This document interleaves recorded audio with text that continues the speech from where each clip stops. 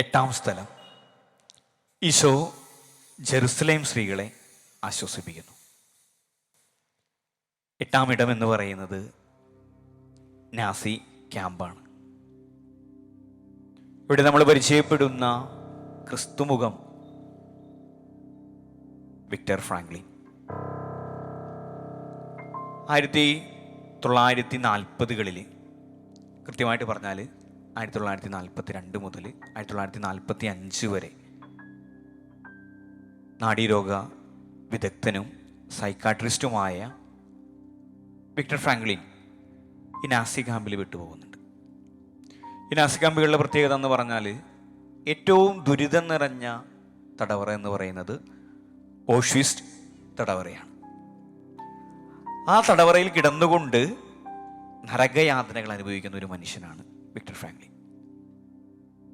ഈ മനുഷ്യനിങ്ങനെ ഒത്തിരി വേദനകളിലൂടെയും ദുരിതങ്ങളിലൂടെയും സഹനങ്ങളിലൂടെയൊക്കെ കടന്നു പോകുമ്പോൾ ഈ തടവറയിൽ വെച്ച് സ്വന്തം മാതാപിതാക്കളെ നഷ്ടമാകുന്നു, സഹോദരനെ നഷ്ടമാകുന്നു, ഗർഭിണിയായ ഭാര്യയെ നഷ്ടമാകുന്നു.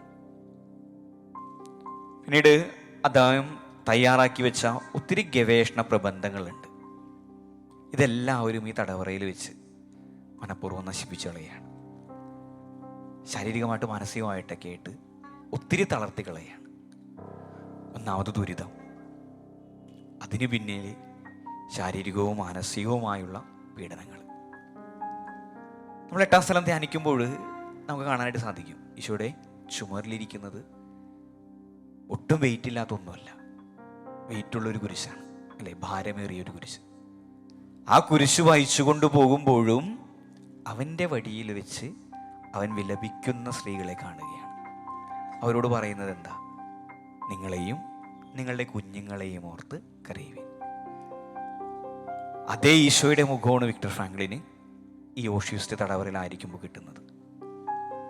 ഇങ്ങനെ ദുരിതങ്ങളിങ്ങനെ കയറി വരുമ്പോഴും ഓരോ വ്യക്തികളും മനസ്സുമടുത്ത് ജീവിക്കാൻ താല്പര്യമില്ലാതെ ജീവിതത്തിൻ്റെ എല്ലാ പ്രത്യാശകളും കെട്ടുപോകുന്ന നിമിഷത്തിൽ അവരൊന്നേ ചിന്തിക്കുകയുള്ളൂ, ആത്മഹത്യ ചെയ്യണം. ഒട്ടുമിക്കവരും ആത്മഹത്യയുടെ വക്കിലേക്ക് മടങ്ങുമ്പോൾ ഈ മനുഷ്യൻ സ്വന്തം വേദനകളെല്ലാം മറക്കുകയാണ്. അവന് താങ്ങാൻ പറ്റാവുന്ന വലിയ കുരിശുകളെല്ലാം ചുമലിലുണ്ട്. എന്നിട്ട് പോലും ഇതെല്ലാം മറന്ന് നേരെ ഈ തടവറക്കുള്ളിലെ സഹോദരൻ്റെ അടുത്തേക്ക് ചെന്നിട്ട് പറയുകയാണ്, ജീവിതത്തിനൊരു ലക്ഷ്യമുണ്ട്, നിങ്ങളുടെ ഭാരങ്ങളെല്ലാം മാറും, വേദനിക്കുന്നവൻ ചിരിക്കും. അങ്ങനെ വലിയ ആശ്വാസവാക്കുകൾ പറഞ്ഞുകൊണ്ട് വലിയ ആശ്വാസമായിട്ട് വിക്ടർ ഫ്രാങ്ക്ലിൻ മാറുകയാണ്. ക്രിസ്തുവിൻ്റെ തനി പകർപ്പായിട്ട്, ക്രിസ്തുമുഖമായിട്ട് മാറുകയാണ്. നമ്മുടെ ജീവിതത്തിൽ അങ്ങനെയൊക്കെയല്ലേ? നമുക്ക് ഒത്തിരി പ്രയാസങ്ങളുണ്ട്, ഭാരങ്ങളുണ്ട്, വേദനകളുണ്ട്, ആകുലതകളുണ്ട്, അതുപോലെ തന്നെ സഹനങ്ങളുണ്ട്, കടബാധ്യതകളുണ്ട്, രോഗങ്ങളുണ്ട്. ഇതെല്ലാം ഞാൻ അനുഭവിക്കുന്ന കുരിശാണ്. പക്ഷേ വേദനകൾ ഏറുമ്പോഴും എൻ്റെ കൂടെ നടക്കുന്നവനെ ഒന്ന് നോക്കാനായിട്ട്, അവനെ ഒന്ന് ആശ്വസിപ്പിക്കാനായിട്ട്, അറ്റ്ലീസ്റ്റ് എൻ്റെ വേദനക്കിടയിലും അവരെൻ്റെ ചിരി കാണുമ്പോൾ എൻ്റെ മനസ്സിൽ വിരിയുന്ന ഒരു സന്തോഷം, ആ സന്തോഷം അല്പമാണെങ്കിൽ പോലും ആ അല്പസമയം നമ്മൾ സ്വർഗതുല്യമായിട്ട്, ക്രിസ്തുതുല്യമായിട്ട് മാറും. നമ്മുടെ അപരൻ്റെ വേദനകളെ കാണാൻ, ഞാൻ വേദനിക്കുമ്പോഴും അവരെന്നെ മനസ്സിലാക്കാൻ, അവൻ്റെ വേദനയുടെ ആഴം മനസ്സിലാക്കാൻ നമുക്ക് സാധിക്കട്ടെ എന്ന് നമുക്ക് ആത്മാർത്ഥമായിട്ട് പ്രാർത്ഥിക്കാം.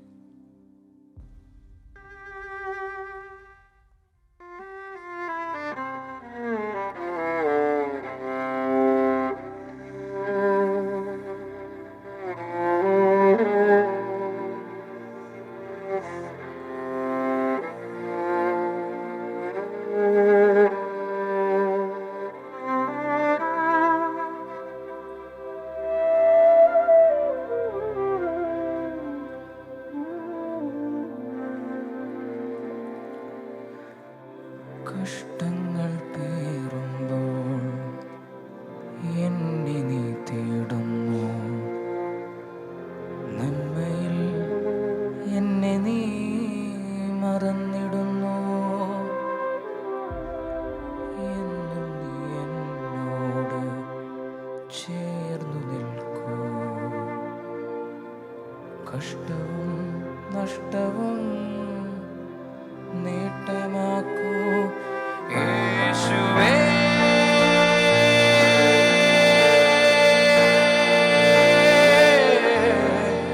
രക്ഷകാ, എൻ സോദരരിൽ നിൻ മുഖം കാണുവാൻ കൃപയേകണേ. യേശുവേ,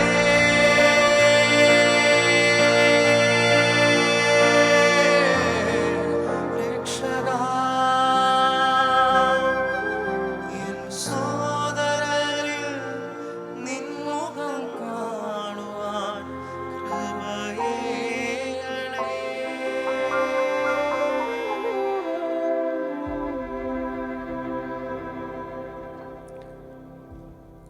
കർത്താവെ അനുഗ്രഹിക്കണമേ.